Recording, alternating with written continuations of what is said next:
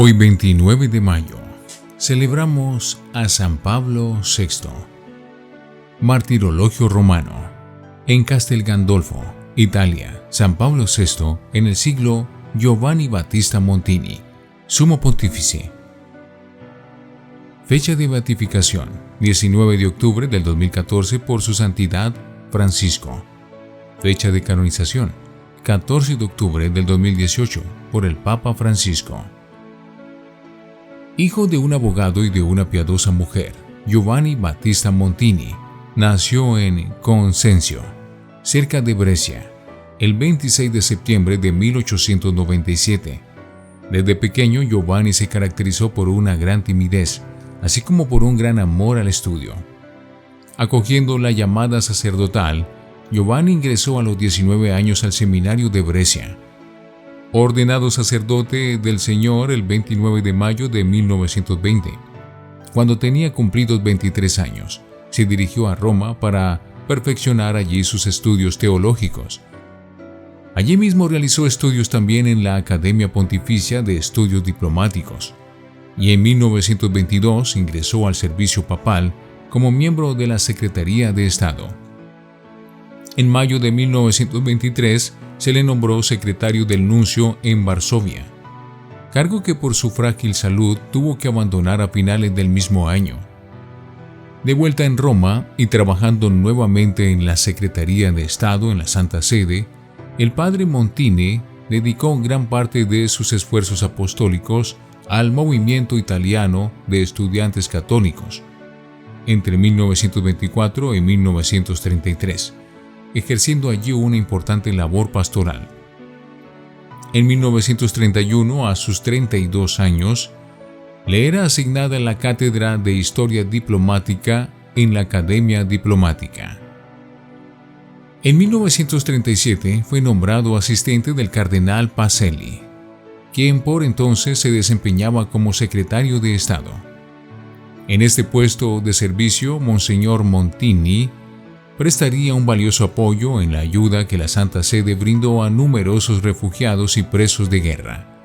Arzobispo y cardenal, preparando el Concilio Vaticano II en 1944, ya bajo el pontificado de su Santidad Pío XII. Fue nombrado director de Asuntos Eclesiásticos Internos y 8 años más tarde, prosecretario de Estado. En 1954, el Papa Pío XII lo nombró arzobispo de Milán. El nuevo arzobispo habría de enfrentar muchos retos, siendo el más delicado de todos el problema social. Entregándose con gran energía al cuidado de la grey que se le confiaba, desarrolló un plan pastoral que tendría como puntos centrales la preocupación por los problemas sociales, el acercamiento de los trabajadores industriales a la Iglesia y la renovación de la vida litúrgica. Por el respeto y la confianza que supo ganarse por parte de la inmensa multitud de obreros, Montini sería conocido como el arzobispo de los obreros.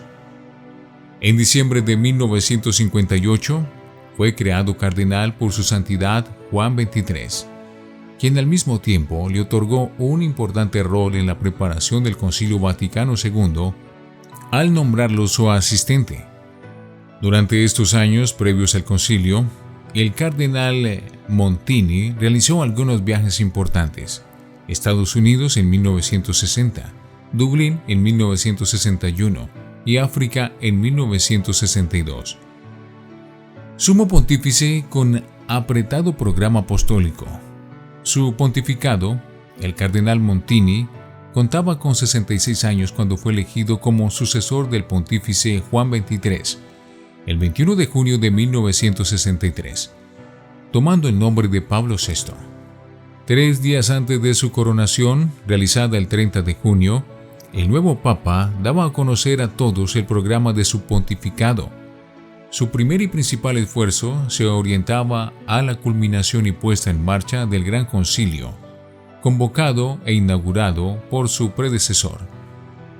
Además de esto, el anuncio universal del Evangelio, el trabajo en favor de la unidad de los cristianos y del diálogo con los no creyentes, la paz y solidaridad en el orden social, esta vez a escala mundial, merecerían su especial preocupación pastoral. En torno al Concilio Vaticano II, el Papa Pablo VI y el Concilio Vaticano II, en el pontificado, está profundamente vinculado al concilio, tanto en su desarrollo como en la inmediata aplicación.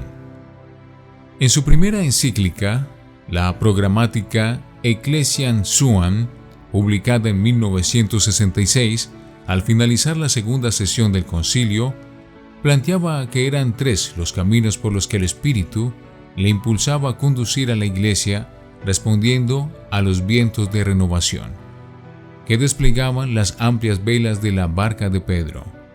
Decía él mismo el día anterior a la publicación de su encíclica Ecclesiae Suam: el primer camino es espiritual. Se refiere a la conciencia que la Iglesia debe tener y fomentar de sí misma. El segundo es moral. Se refiere a la renovación ascética, práctica, canónica, que la Iglesia necesita para conformarse a la conciencia mencionada, para ser pura, santa, fuerte, auténtica. Y el tercer camino es apostólico. Lo hemos designado con términos hoy en boga: el diálogo, es decir, se refiere este camino al modo, al arte, al estilo que la Iglesia debe infundir en su actividad ministerial, en el concierto disonante, voluble y complejo del mundo contemporáneo.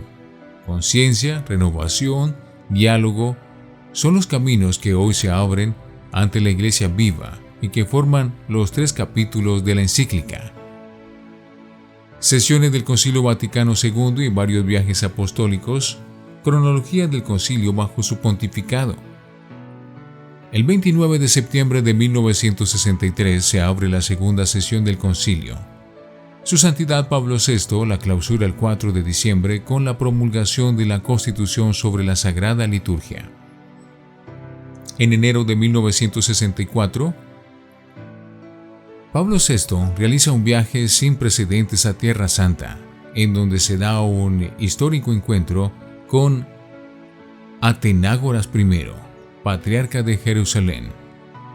El 6 de agosto de 1964, Su Santidad Pablo VI publica su encíclica Programmatica Ecclesiae Suam. La tercera sesión conciliar duraría del 14 de septiembre hasta el 21 de noviembre de 1964. Se clausuraba con la promulgación de la Constitución sobre la Iglesia. En aquella ocasión proclamó a María como Madre de la Iglesia.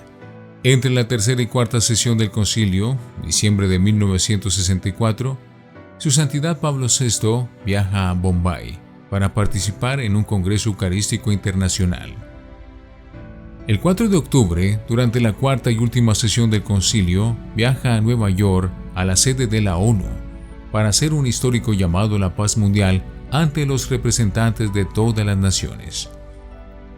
El 7 de diciembre de 1965, un día antes de finalizar el Gran Concilio, el Papa Pablo VI y el Patriarca Atenágoras I hacen una declaración conjunta por la que deploraban y levantan los mutuos anatemas pronunciados por representantes de la Iglesia Oriental y Occidental en Constantinopla en 1054, y que marcaban el momento culminante del cisma entre las iglesias de Oriente y de Occidente.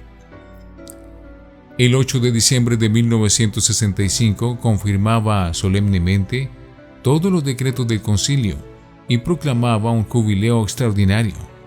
El 1 de enero al 29 de mayo de 1966 para la reflexión y renovación de toda la Iglesia a la luz de las grandes enseñanzas conciliares.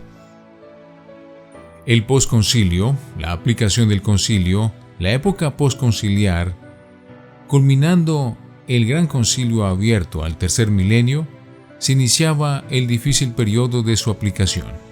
Ello exigía un hombre de mucha fortaleza interior, con un espíritu hondamente cimentado en el Señor, hombre de profunda oración para discernir, a la luz del Espíritu, los caminos seguros por donde conducir al pueblo de Dios en medio de dificultades propias de todo proceso de cambio, de adecuación, de renovación, propias también de la furia del enemigo, cuyas fuerzas buscan prevalecer sobre la Iglesia de Cristo. Lo que su santidad Pablo VI le tocó vivir como pastor universal de la Grey del Señor, lo resume el Papa Juan Pablo II en un valiosísimo testimonio, pues él, como dice él mismo, había podido observar de cerca su actividad. Me maravillaron siempre su profunda prudencia y valentía, así como su constancia y paciencia en el difícil periodo posconciliar de su pontificado. Como timonel de la Iglesia, Barca de Pedro, sabía conservar una tranquilidad y un equilibrio providencial, incluso en los momentos más críticos, cuando parecía que ella era sacudida desde dentro, manteniendo una esperanza inconmovible en su compactibilidad. Redemptor hominis. 3. Otras tareas y el primer Papa en América, otras labores de su pontificado. El Papa Montini tuvo también una gran preocupación por la unión de los cristianos, causa a la que dedicó no pocos esfuerzos, dando así los primeros pasos hacia la unidad de todos los cristianos. Por otro lado, fomentó con insistencia la colaboración colegial de los obispos. Este impulso se concentraría de diversas formas, siendo las más significativas el proceso de conciliación y consolidación de las conferencias episcopales nacionales de toda la Iglesia, los diversos sínodos locales y también los sínodos internacionales trienales. Durante su pontificado, los temas tratados en estos sínodos episcopales fueron el sacerdocio en 1971, la evangelización en 1974, la catequesis en 1977. Otro hito importante de su pontificado lo constituye el viaje realizado al continente americano para la inauguración de la Segunda Conferencia General del Episcopado Latinoamericano, siendo esto la primera vez que un sucesor de Pedro pisaba tierras americanas. Su peculiar doctrina, las enseñanzas al pueblo de Dios. Su Santidad Pablo VI ha dejado un rico legado en sus muchos escritos. Dentro de esta larga lista, cabe resaltar a la encíclica Populorum Progressio, la cual trata sobre el tema del desarrollo integral de la persona. Esta encíclica fue la base para la Conferencia de los Obispos Latinoamericanos en Medellín. También merece ser especialmente mencionada la exhortación Evangelii Montiandi, Carta Magna de la Evangelización, que pone enfáticamente el anuncio de Jesucristo en el corazón de la misión de la Iglesia. Para muchos esta carta vino de algún modo a completar y profundizar la Gaudium et Spes. Además, constituyó el telón de fondo de la Tercera Conferencia General del Episcopado Latinoamericano en Puebla. La encíclica Programmatica Ecclesiam Suam, la primera que escribió, es asimismo de gran importancia. Manifiesta que de la conciencia contemporánea de la Iglesia, nos dice su Santidad Juan Pablo II, Pablo VI hizo el tema primero de su fundamental encíclica, que comienza con las palabras Ecclesiam Suam, iluminada y sostenida por el Espíritu Santo. La Iglesia tiene una conciencia cada vez más profunda, sea respecto de su misterio divino, sea respecto de su misión humana, sea finalmente respecto de sus mismas posibilidades humanas. Es precisamente esta conciencia la que debe seguir siendo la fuente principal del amor de esta Iglesia, al igual que el amor de su parte contribuye a consolidar y profundizar esa conciencia. Pablo VI nos ha dejado el testimonio de esa profundísima conciencia de Iglesia a través de los múltiples y frecuentes dolorosos acontecimientos de su pontificado. Nos ha enseñado el amor intrépido a la Iglesia. Redemptor hominis. 3. Su Santidad Pablo VI, luego de su incansable labor en favor de la Iglesia, a la que tanto amor mostró, fue llamado a su presencia por el Padre Eterno, el 6 de agosto de 1978. en la fiesta de la Transfiguración, que curiosamente fue también la fecha de la publicación de la encíclica que anunciaba el programa de su pontificado. ¿Acaso el Señor mismo, con este signo de su amorosa providencia, quiso rubricar con sello divino aquello que el Santo Padre, pocos años antes, había escrito en una preciosa exhortación apostólica sobre la alegría cristiana? Existen muchas moradas en la casa del Padre, y, para quienes el Espíritu Santo abraza el corazón, muchas maneras de morir a sí mismos y de alcanzar la santa alegría de la resurrección. La efusión de la sangre no es el último camino. Sin embargo, el combate por el reino incluye necesariamente la experiencia de una pasión de amor, y de este modo el Padre, en el soplo vivificador del Espíritu. Y ciertamente, el Padre Eterno quiso que este Hijo suyo, habiendo pasado por muchos sufrimientos y habiendo entregado ejemplarmente su vida en el servicio amoroso de la Iglesia, pase de la cruz a la luz, en el día en que la Iglesia entera celebraba la gran fiesta de la Transfiguración, que indica esperanzada la meta final a la que conduce la muerte física de todo cristiano fiel. Y él, como dijera su santidad Juan Pablo I, había transitado ese camino de modo ejemplar.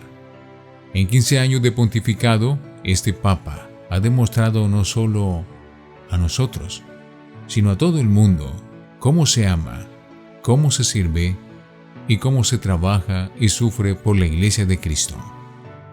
Él mismo, vislumbrando ya esta magnífica realidad, dejaría escrito para todos en su testamento: fijo la mirada en el misterio de la muerte y de lo que a ella sigue a la luz de Cristo, el único que la esclarece. Miro por tanto la muerte con confianza, humilde y serenamente. Percibo la verdad que este misterio ha proyectado siempre sobre la vida presente, y bendigo al vencedor de la muerte por haber disipado en mí las tinieblas y descubierto la luz. Por ello, ante la muerte y la separación total y definitiva de la vida presente, siento el deber de celebrar el don, la fortuna, la belleza, el destino de esta misma fugaz existencia. Señor, te doy gracias porque me has llamado a la vida, y más aún, todavía, porque me has regenerado y destinado a la plenitud de la vida. San Pablo VI, Papa, ruega por nosotros.